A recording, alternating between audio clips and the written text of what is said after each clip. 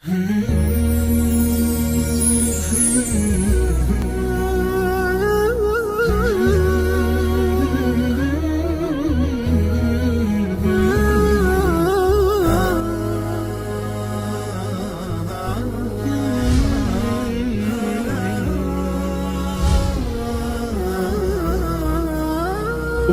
TV, cahaya umat dan bangsa.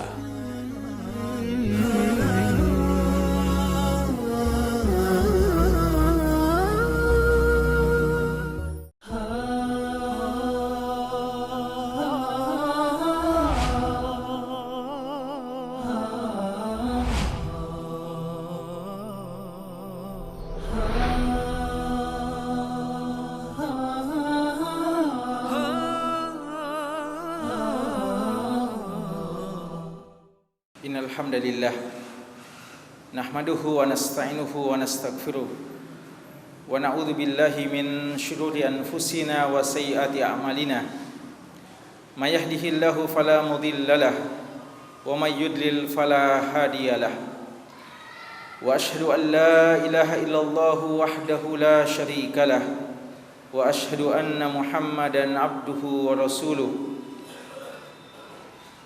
Ya ayyuhalladzina amanu taqullaha haqqa tuqatih wa la tamutunna illa wa antum muslimun. Ya ayyuhan nas ittaqu rabbakum alladzi khalaqakum min nafsin wahidah wa khalaqa minha zawjaha wa batha minhuma rijalan katsiran wa nisaa'a wattaqullaha alladzi tasaaluna bihi wal arham Inna Allaha kana alaikum raqiba.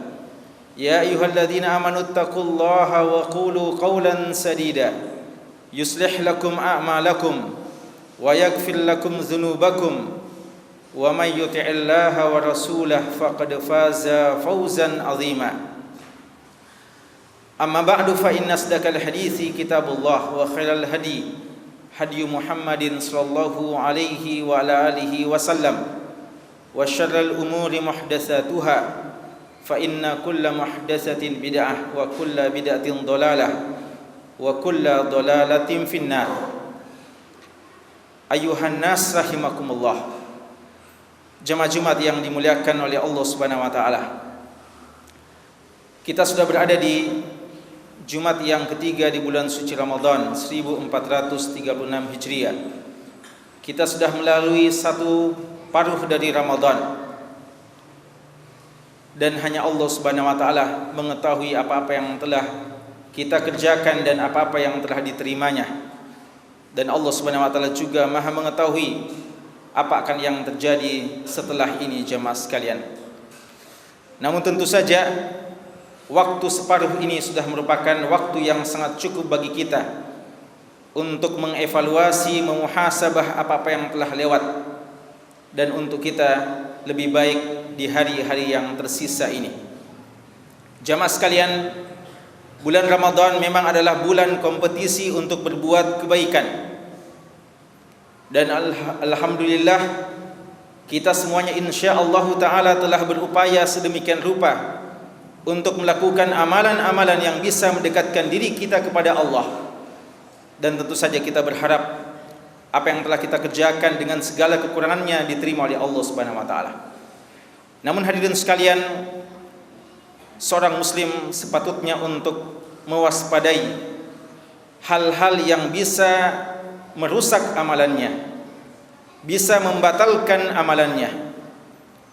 Karena di samping ada hal-hal yang perlu untuk kita amalkan, namun perlu untuk juga kita ketahui bahwasanya ada faktor-faktor yang bisa membatalkan amalan tersebut.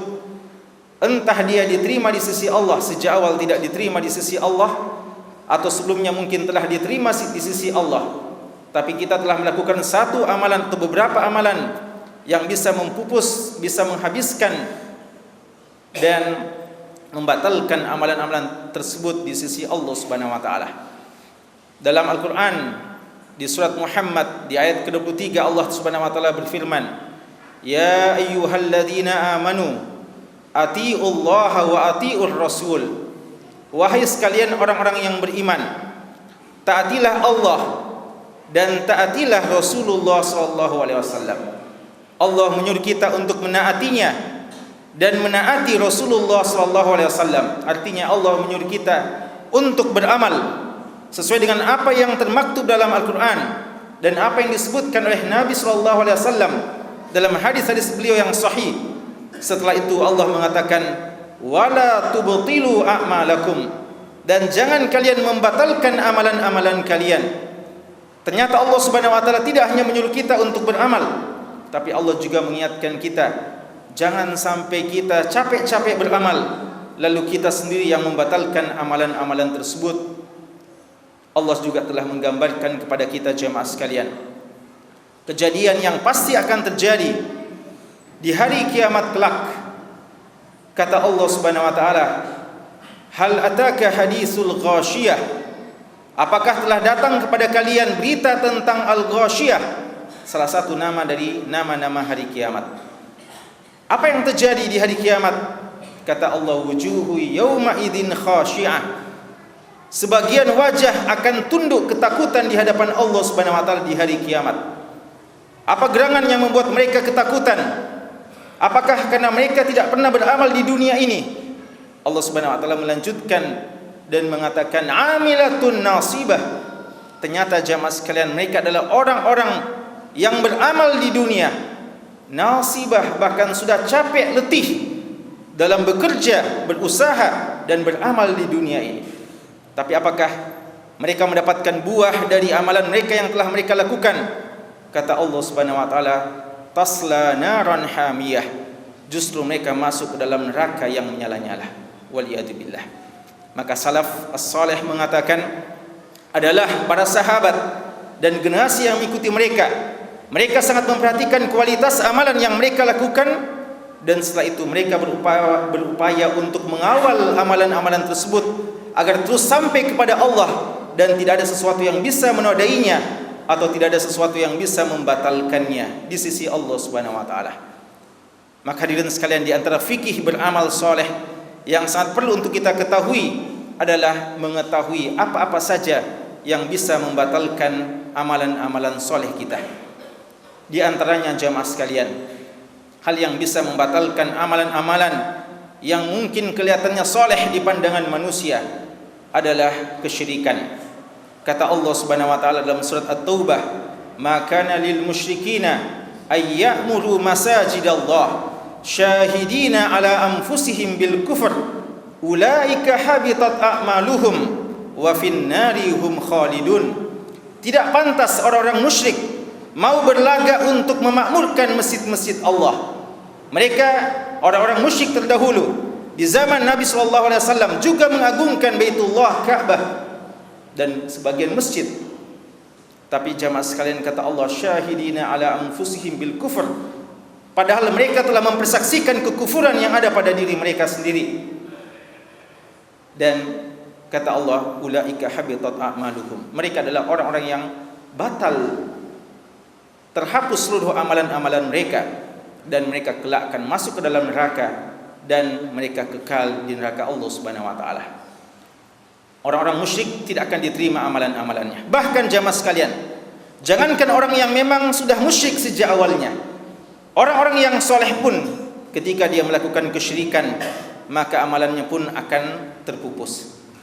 Allah Subhanahu wa taala mengancam para nabi dan rasulnya. Dalam surat Al-An'am Allah mengatakan, walau asyraku la habita anhum ma kanu ya'malun. Seandainya para nabi dan rasul melakukan kesyirikan, ancaman ini ditujukan oleh Allah kepada para nabi dan rasul. Seandainya mereka melakukan perbuatan kesyirikan, la habita anhum ma kanu ya'malun, akan habislah, terhapuslah seluruh kebaikan-kebaikan yang dilakukan oleh mereka. Bahkan Allah mengancam nabi yang terbaik, nabi yang paling dicintainya, Rasul kita Muhammad sallallahu alaihi wasallam. Dalam surat Az-Zumar Allah mengatakan, la in asyrakta la yahbatanna amaluka wa la takunanna minal khasirin. Jika engkau wahai Muhammad melakukan kesyirikan, maka akan terhapuslah seluruh kebaikan yang kamu lakukan, dan sungguh-sungguh kamu akan termasuk orang-orang yang merugi. Maka jamaah sekalian, kesyirikan dengan segala macamnya, dengan segala jenis dan modelnya, ini menghapuskan kebaikan. Walaupun kata ulama kita, kesyirikan yang besar itu menghapuskan seluruh kebaikan yang ada. Adapun kesyirikan yang kecil yaitu riya, kita beribadah hanya mau dipuji, mau didengar, bukan karena Allah, maka amalan yang kita lakukan lalu disusupi oleh riya hingga akhir dari amalan kita, itu yang tidak diterima oleh Allah Subhanahu wa taala. Adapun orang yang melakukan kesyirikan yang besar, berdoa kepada selain Allah, berharap kepada selain Allah, membesarkan selain Allah dan seterusnya, mereka itu seluruh amalan mereka tidak satu pun diterima di sisi Allah Subhanahu wa taala. Kemudian jamaah sekalian, di antara hal yang bisa membatalkan amalan adalah orang-orang yang murtad, orang-orang yang mengganti agamanya. Orang-orang inilah orang-orang yang tidak beruntung sama sekali. Walaupun mungkin dia pernah melakukan kebaikan-kebaikan ketika dia masih Islam. Kata Allah Subhanahu wa taala dalam surat Al-Baqarah, "Wa may yartadid minkum an dinihi fayamut wa huwa kafir." Orang-orang yang murtad dari agamanya, kemudian dia meninggal dunia dalam keadaan kafir tersebut, faulaika habitat a'maluhum fid dunya wal akhirah. Maka mereka adalah orang-orang yang batal kebaikan-kebaikannya di dunia dan di akhirat kelak. Waliyadzubillah. Kemudian jamaah sekalian, tentu saja orang-orang kafir adalah orang-orang yang batal seluruh amalannya. Walaupun mereka melakukan kebaikan kelihatannya dan kebaikan-kebaikan yang sifatnya sosial, mungkin begitu banyak jasa-jasa yang kita rasakan hari ini, fasilitas yang kita nikmati hari ini, buah tangan karya dari orang-orang kafir, orang yang tidak beriman kepada Allah, orang yang tidak memilih Islam sebagai agama mereka. Amalan-amalan mereka, walaupun kadang kita berterima kasih di dunia ini atas kebaikan yang telah mereka lakukan, upaya mereka memfasilitasi kita terhadap segala macam kebaikan-kebaikan yang sifatnya duniawi, tapi Allah Subhanahu wa taala mengatakan a'maluhum kasarabin biqi'ah. Amalannya adalah bagai fata morgana yang disangka air, lalu mau dinikmati ternyata tidak mendapatkan apa-apa. Kata Allah Subhanahu wa taala tentang mereka itu, bahwa amalan-amalan mereka adalah amalan-amalan yang haba'an mansura, amalan-amalan yang bagi debu berterbangan. Kata Aisyah radhiyallahu taala anha, "Ya Rasulullah, bagaimana seorang Abdullah bin Jada'an, orang yang begitu baik hati, berjiwa sosial, membebaskan banyak budak, menolong fakir miskin, apakah dia tidak mendapatkan buah kebaikannya di akhirat kelak?" Kata Nabi sallallahu alaihi wasallam, "La ya Aisyah, fa innahu lam yaqul yawman rabbik firli khati'ati yawmaddin." Tidak wahai Aisyah, Abdullah bin Jada'an walaupun orang yang sangat baik waktu jahiliyah, tapi dia tidak masuk Islam, maka dia tidak akan mendapatkan apa-apa dari kebaikan dia di hari kiamat kelak.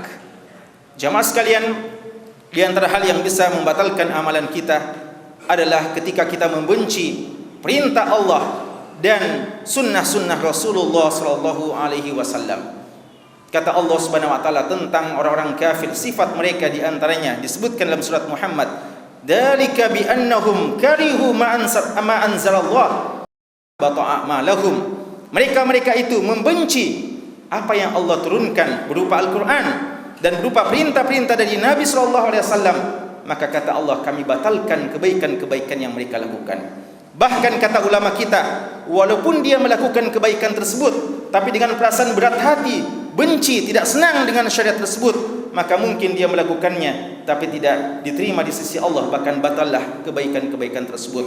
Puasa yang disyariatkan kepada kita mengerjakannya dengan penuh pengharapan diterima pahala kita di sisi Allah, dengan rasa kekhawatiran dan takut jika tidak diterima, dan juga disertai rasa cinta kepada Allah. Kita puasa karena kita cinta kepada Allah. Kita puasa karena kita tahu puasa ada hikmah yang besar, manfaatnya kembali pada diri kita, dan Allah tidak mengambil manfaat sedikit pun dari ibadah yang kita lakukan.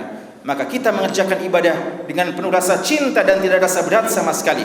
Adapun orang yang berpuasa atau mengerjakan satu ibadah, dia kerjakan tapi dengan berat hati, maka jamaah sekalian dikhawatirkan amalannya sia-sia walaupun dia kelihatan telah beramal di sisi manusia. Waliyadzubillah. Termasuk hal yang bisa membatalkan amalan jamaah sekalian adalah ketika orang merendahkan sunnah Nabi sallallahu alaihi wasallam dan tidak mengagungkan Nabi kita Muhammad sallallahu alaihi wasallam. Kata Allah dalam surat Al-Hujurat, "Ya ayyuhalladzina amanu la tarfa'u aswatakum fawqa sautin nabi wa la tajharu lahu bil qawli ka jahri ba'dikum li ba'd antahbata a'malukum wa antum la tash'urun. Wahai orang yang beriman, jangan kalian mengangkat suara kalian lebih tinggi daripada suara Nabi sallallahu alaihi wasallam, dan jangan kalian memanggil beliau sama saja ketika kalian memanggil orang lain. Kapan kalian melakukan seperti itu? Tidak berlaku adab, tidak sopan kepada Nabi sallallahu alaihi wasallam. Kalian mengangkat suara lebih tinggi daripada suara Nabi sallallahu alaihi wasallam di hadapannya atau di sisi kuburannya. Lalu kalian memanggil beliau dengan panggilan-panggilan yang tidak terhormat, maka akan terhapuslah amalan kalian, lalu kalian tidak menyadarinya. Kata Imam Ibnu Qayyim rahimahullah ta'ala, jika saja mengangkat suara di sisi beliau karena tidak berlaku adab, tidak etika kepada beliau, tidak etis kepada beliau, itu akan bisa terhapus seluruh amalan. Bagaimana lagi orang yang merasa hukumnya, aturannya lebih baik daripada aturan Nabi SAW, atau orang yang sengaja menertawai dan mengejek Nabi kita SAW atau ajaran yang beliau ajarkan kepada umatnya. Apakah model orang seperti itu tidak lebih pantas untuk terhapus seluruh kebaikan-kebaikan yang dilakukannya? Waliyadzubillah. Maka menghormati sunnah adalah satu keniscayaan bagi seorang muslim. Kapan dia melecehkannya, maka boleh jadi telah terhapus kebaikannya. Wa antum la tash'urun, sedangkan kalian tidak sadar, kata Allah Subhanahu wa taala.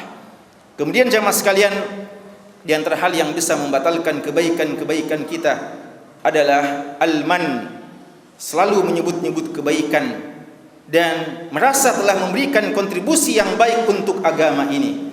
Kata Allah Subhanahu wa taala tentang orang-orang Arab Badui, yamunnuna 'alaika an aslamu qul la tamunnu 'alayya islamakum balillahu yamunnu 'alaikum an hadakum lil imani in kuntum shadiqin. Mereka merasa telah memberikan kebaikan ketika mereka masuk Islam. Mereka diajak selama ini masuk Islam, lalu ketika mereka masuk Islam, mereka menyangka telah membuat satu jasa kepada Nabi sallallahu alaihi wasallam, memenuhi harapan Nabi. Padahal Nabi sallallahu alaihi wasallam berdakwah hanyalah untuk kebaikan kita, bukan untuk siapa-siapa. Namun mereka sebagian orang ketika diajak untuk masuk Islam atau untuk konsisten dengan syariat, lalu dia berupaya untuk itu, lalu dia menyangka dia telah memberikan sesuatu yang berharga untuk agama ini. Padahal kata Allah, seharusnya kalian tahu bahwa Allah yang telah memberikan kebaikan kepada kalian ketika Allah memberikan hidayah kepada kalian. Allah Subhanahu wa taala mengatakan, la tubtilu sadaqatikum bil manni wal adha. Jangan kalian sebut-sebut kebaikan kalian dan suka menyakiti orang yang telah kalian sedekahkan. Jangan kalian membatalkan sedekah kalian dengan suka menyebut-nyebut sedekah yang telah kalian berikan dan menyakiti orang yang mengambil sedekah kalian, karena hal itu bisa membatalkan kebaikan-kebaikan kita. Maka seorang muslim beramal ikhlas karena Allah, dan dia merasa bahwa taufik yang Allah berikan kepada dia untuk beramal adalah satu nikmat yang sangat besar, sehingga dia tidak merasa telah memberikan kontribusi yang besar untuk agama. Bahkan dia tahu dialah yang membutuhkan Allah, dialah yang membutuhkan agama ini, dan bukan sebaliknya. Kemudian jamaah sekalian, hal yang bisa membatalkan amalan seseorang adalah ketika dia ujub dan mungkin merasa lebih hebat daripada orang lain.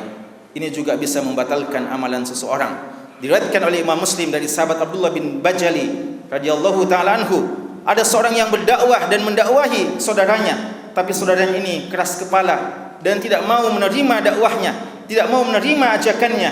Akhirnya orang yang selalu berdakwah ini mengatakan, wallahi lan yakfirallahu li fulan, demi Allah, Allah tidak akan mungkin mengampuni si fulan ini, tidak mau ikut dengan dakwah yang kami sampaikan. Maka Allah Subhanahu wa taala menyampaikan hadis qudsinya ini, man dzalladzi yata'alla alayya ala fulanin inni la aghfiru li fulan. Man dzalladzi yata'alla alayya, siapa yang berani bersumpah atas namaku bahwa aku tidak mengampunkan si fulan, fa inni qad ghafartu li fulan wa qad ahbattu amalahu. Bahkan sebaliknya kata Allah, saya mengampuni si fulan yang berdosa tapi mungkin merasa bersalah dengan dosanya, lalu saya justru membatalkan amalan-amalan si fulan yang merasa hebat sendiri, merasa ujub terhadap kebaikan-kebaikan yang dilakukannya, lalu dia merasa tidak ada seorang pun yang diampunkan dosanya karena melakukan kemaksiatan secara terus-menerus. Barakallahu li wa lakum fil Qur'anil azim wa nafa'ni bima fihi minal ayati wa dzikril hakim. Qultu ma sami'tum wastaghfirullaha li wa lakum wa lisairil mu'minin fastaghfiru innahu huwal ghafurur rahim.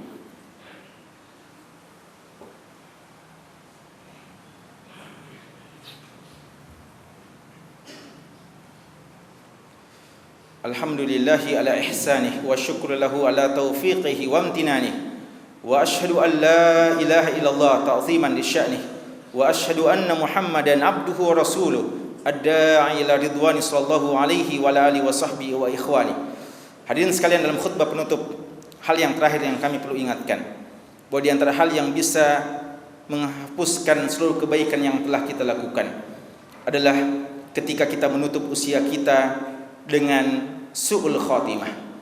Karena sesungguhnya kata Nabi SAW dalam hadis yang diriwayatkan Imam Bukhari, innamal a'mal bil khawatim, sesungguhnya kebaikan sangat tergantung bagian yang paling akhirnya. Dalam riwayatan Imam Bukhari dan Muslim dari sahabat Abdullah bin Mas'ud radhiyallahu anhu, Nabi kita SAW bersabda, wa innar rajul la ya'malu bi amali ahlil jannah hatta ma yakuna bainahu wa bainaha illa dhira' fayasbiqu alaihi alkitab fayamalu bi amali ahli an-nar fayadkhuluha.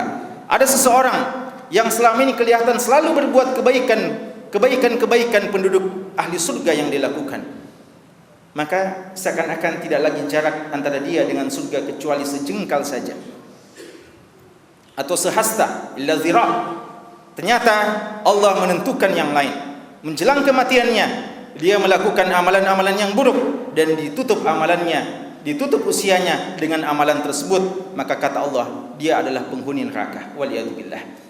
Sama dengan hal ini jamaah sekalian, keberadaan kita di bulan suci Ramadan, 16 hari yang telah lewat atau 16 hari kita hari ini, mungkin kita telah melakukan banyak kebaikan, tapi jangan sampai kita habiskan kebaikan kita dengan hari-hari yang tersisa ini.